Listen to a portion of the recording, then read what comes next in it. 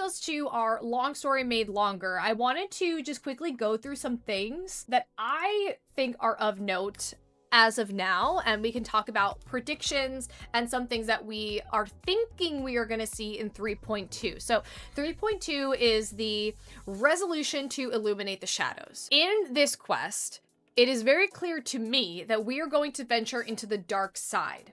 The dark side, as we know it, is sort of like a scenarosphere that is manifested of all of the students' anxieties and worries and things like that. Stop me if I'm saying anything wrong, but this is at least what I'm remembering from the live stream.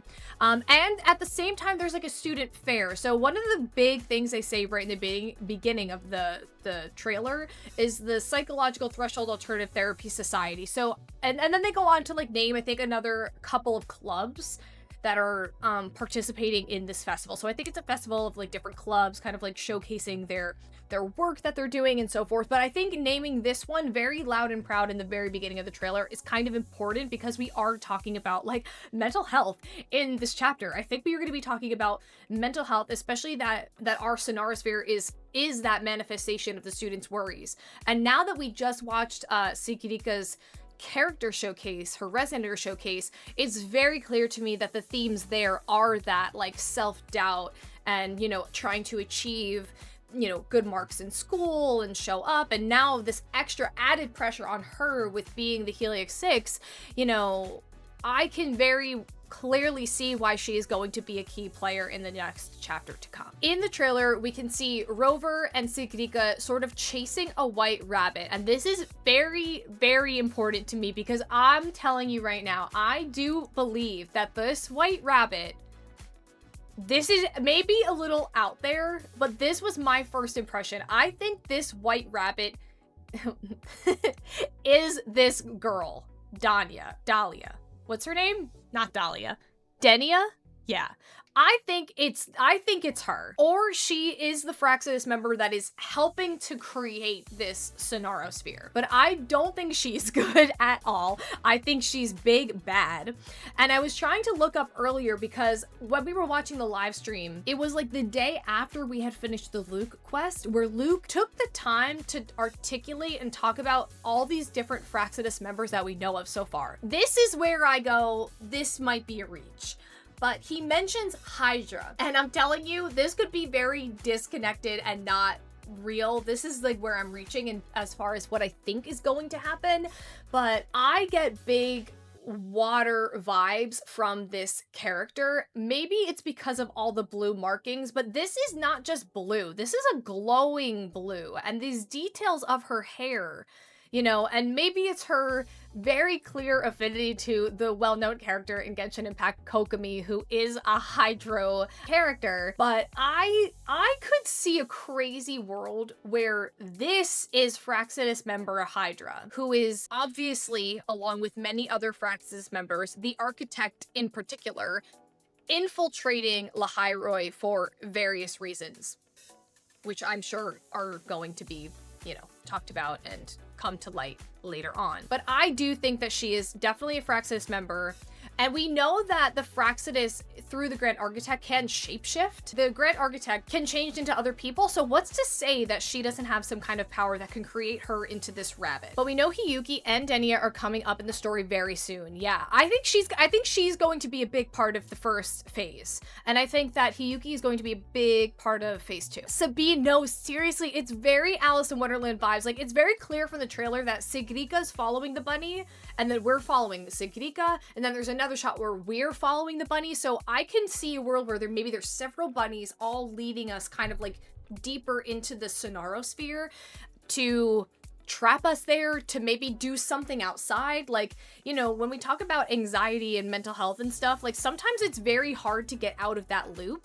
So I can see where we're bringing sort of that ideology to a very physical form, where the students or people, or especially us, we're entering this, and maybe there's a key out, which is why we need Sigrika. But I can see a world where it doesn't really like follow any laws of gravity or space or time or anything like that. It's kind of just like a mesh of anxieties sort of coming to a physical form. So I can see a world where her role in this is to keep us in there for as long as she possibly can so that something can happen outside of it, outside of the Sonarosphere in the real world. And Danya has a ring similar to a Fraxis member in 1.x. Oh, the ring! The ring is important. Semi-unrelated, but I think something we will learn in 3.2 is lore about the Helitic 6, yep.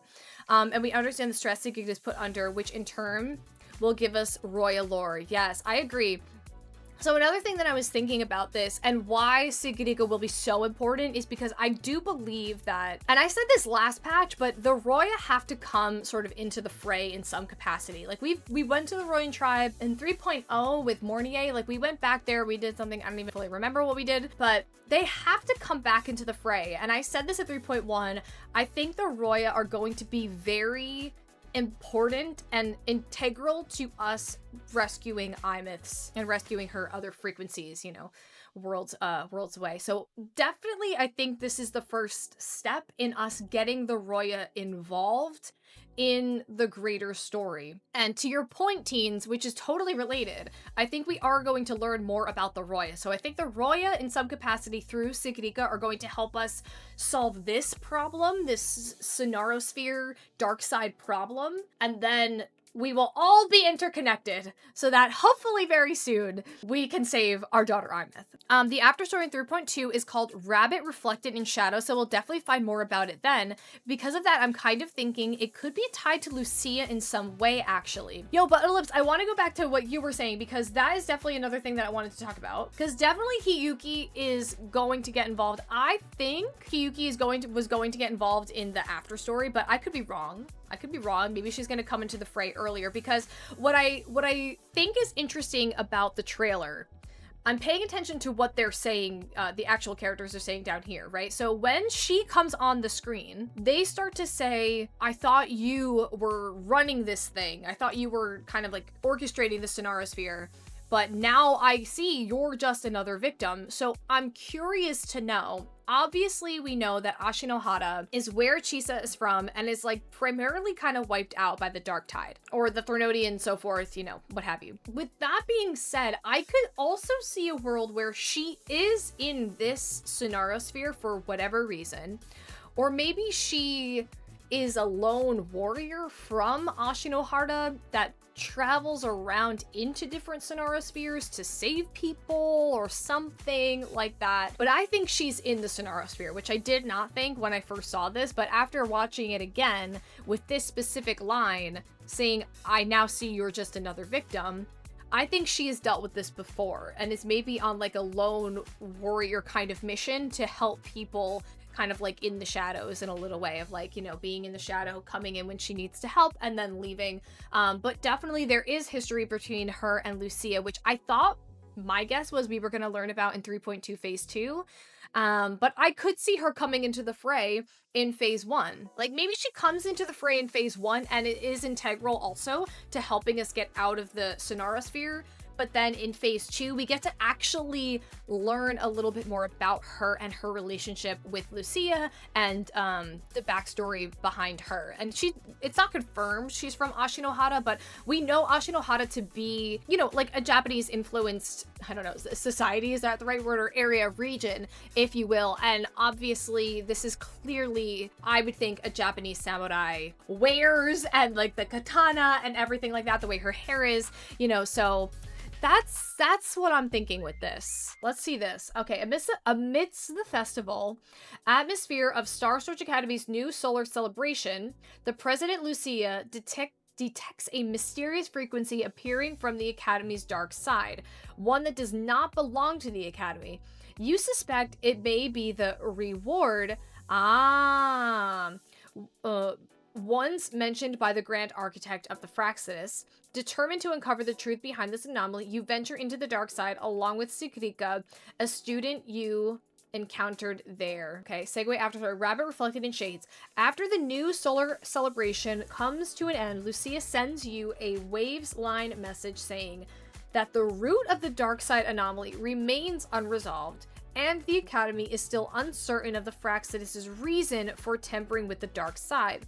Lucia now looks to you to protect the Academy and uncover the mysteries. Meanwhile, a strange rabbit awaits you inside the Dark Tide. Oh, so we're not following the rabbit in the beginning? Is that why I had to look at this? I don't know. I feel like there has to be a white rabbit in the beginning too. I think that the white rabbit is there at the beginning, but maybe we find out the secret behind the white rabbit in phase 2 and not in phase 1. Listen, I'm hearing you. I'm gonna stick to my thoughts on this. Because I think if the rabbit and the whole situation like that doesn't come up in phase 1, then the trailer is very misleading. The image is so sus. Something happened to Lucia. I have more questions. I really thought I had this whole figured out, and now I have more questions. More questions than answers, which again, if you're subverting my expectations, great job, Kudo Games. Great job. We will see the white rabbit in Sakadika's story. I think the white rabbit will be apparent, but maybe we won't learn the secret of the white rabbit until phase 2. That could make sense. That's why I was initially thinking the rabbit might be related to Lucia, meaning like that Lucia is the rabbit and or connected to the rabbit. All to say, very, very excited for 3.2. I will definitely be playing the story on stream, so we will see if any of my predictions make any sense, and we will definitely find out the secrets of the dark side. So stay tuned and like and follow for more Wuthering Waves content.